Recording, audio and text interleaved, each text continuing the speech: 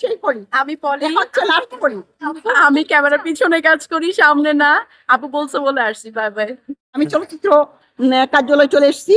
এখানে হচ্ছে আমরা সবাই এসছি, একসাথে যোগাযোগ হচ্ছে, ঈদের মতো বড় একটা আনন্দের মতো লাগছে, আনন্দ করতেছি। তো এখানে হচ্ছে যে টিমে কয়জন পলি নামের এসেছিল।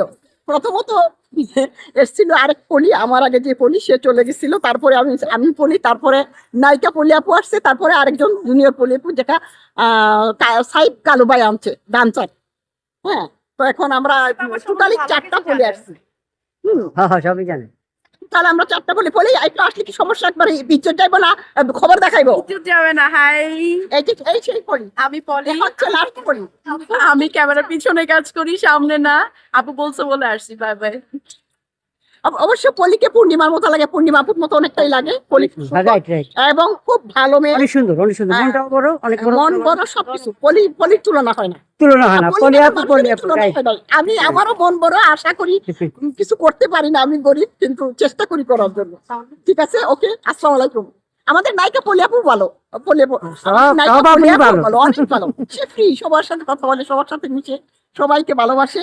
মানে এটাই, মানুষের কিছু থাকবে না পৃথিবীতে। মানুষ যখন এই পৃথিবীতে ছেড়ে চলে যাবে, তখন হচ্ছে এটাই থাকবে, মানুষের ব্যবহারটা থাকবে, দেমাক অহংকার এগুলা কিচ্ছু থাকবে না।